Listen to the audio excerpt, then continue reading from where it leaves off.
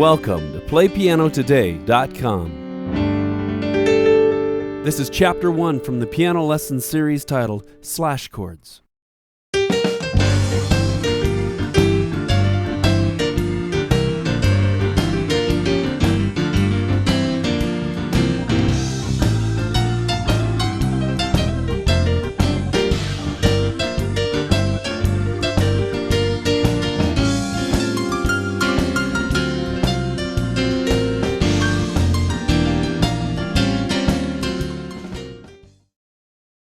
Today we're talking about a very powerful concept. It's called slash chords. It's a real simple way to get fantastic fat chords with minimal brain effort.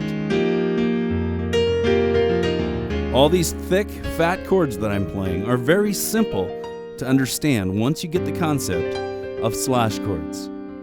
Let's take a look at what this means. Like I said earlier, slash chords can be used to very easily create thick chord extensions like 9ths, 11ths, and 13ths with very minimal brain effort, which is a great piece of news for me. Today we're going to be turning dominant 7 chords into fantastic sounding 11 chords. Okay, and if that sounds overwhelming, stick with me. We're going to look at this by the end of the lesson. Just one quick note. Everything in this lesson is based on our original course titled Pattern, Piano, and Keyboard. You can find that on the net at PlayPianoTODAY.com. That course teaches you to play any song on the piano or the keyboard by ear using the revolutionary technique of rhythmic patterns. In addition, in that course we go through every conceivable type of 7th chord. So that's a basic foundation for this lesson. But at this point, I'm going to assume that you've gone all the way through that course and you're very familiar with those concepts. One other quick note. We also have some courses online that are called fat chord voicings. P-H-A-T, meaning something that's rich and delicious and excellent and first rate.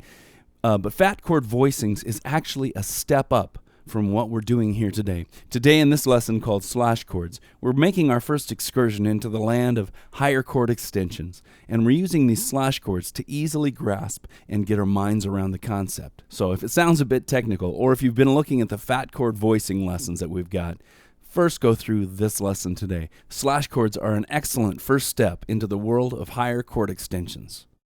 As you were going through pattern, piano, and keyboard, you found out that to construct a dominant 7th chord, in this case, G dominant 7, you first use the root, the 3rd, and the 5th to create a major triad on the bottom and added a dominant 7th to the top. That's the first way that piano players learn to play dominant 7th chords. And we're going to use that in this lesson to show you kind of a starting point. But by the end of the lesson, we're going to change that G7 chord, or G dominant 7, into this, which has actually the same exact function, but has a whole new sound to it.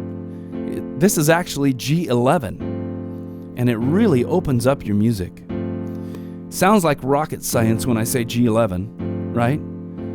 But it's actually very simple to play once you understand the concept of slash chords. But again, I'm going to start very simply. I'm going to play all the way through an old spiritual, just using the standard voicing of the dominant 7th chord, with the root, the 3rd, the 5th, and the dominant 7th, all bunched together, okay? This will give us a starting point. Here it is.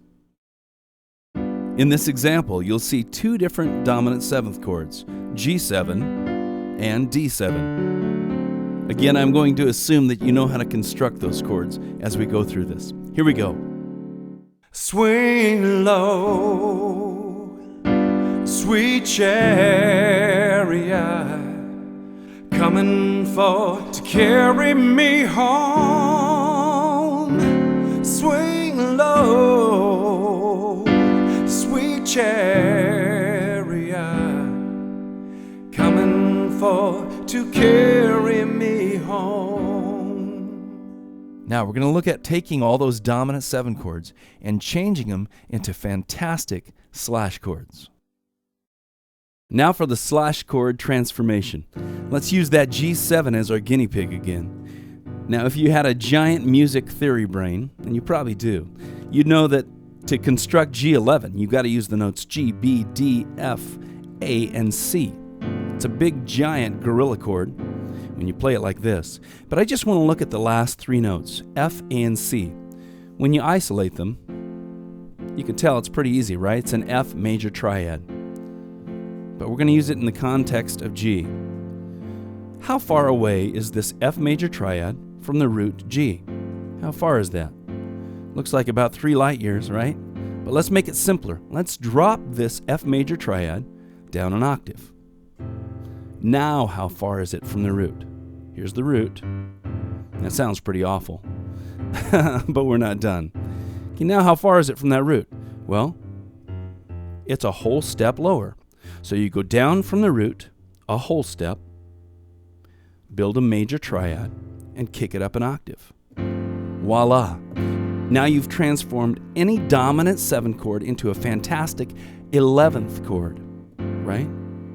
I wouldn't call this a chord voicing per se, because the notes really are kind of stacked in their natural positions still. We're just omitting the 3rd and the 5th. But the main thing we did today is we made this simpler on our brain, right? So if you come across G7, you can do this, and everyone will say, that's kind of cool. Or you can do the math in your head and say, okay, down a whole step, and make your major triad and kick it up an octave. All of a sudden, you are the man or the woman. I don't know what you are, but you can play a nice 11th chord now. Let's do the same thing now with D7, and then we'll play the same song again, of course, using the slash chords, and everyone will say, hey, that's much nicer.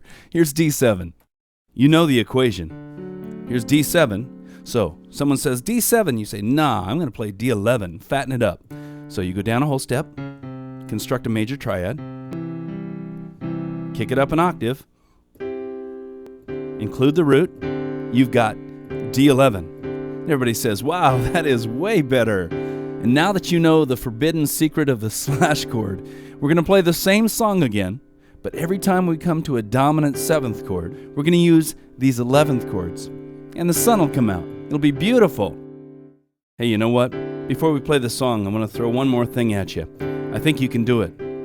Remember, taking D, for example, we've got the root, and we've got a triad up here, which looks an awful lot like the C triad, but it's actually the higher chord note extensions of D. But for argument's sake, it's a C triad. You probably know at this point you can play a C triad C, E, G, or you can play it C, E, G, or you can play it C, E, G, or you can play it C, E, G. Those are called inversions. So now, what happens if you play the inversions of this C triad anywhere you want while maintaining this D root, or 2 D roots? How about that? All of a sudden, you've got a powerhouse instead of just this, right? Instead of just the old D7, you've got fantastic fireworks made out of a D11 chord, because you can invert this C triad anywhere you want. Okay, now finally we're going to get to the song. When you see me get to D7, I might play this. I might play this. I might play this.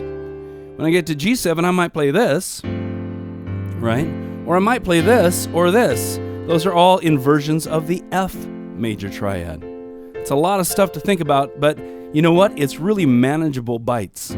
You can get your brain around this pretty easy, because you're just thinking F triads, or you're thinking C triads, because the slash chords are so powerful. This has just been the first half of Slash Chords Chapter 1 on video. To see the entire lesson, go to PlayPianoTODAY.com/SC1, like Slash Chords 1. In this website, there's a wealth of online piano and keyboard lessons that you can dig into right away, including this lesson.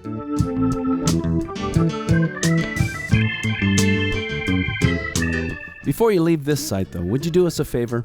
If these lessons are valuable to you and you'd like to see more, would you just take a minute and leave a comment on the site that you're on right now? Or you can simply rate the video. Either way, it really helps us and enables us to post lessons just like this one, free of charge. Thanks!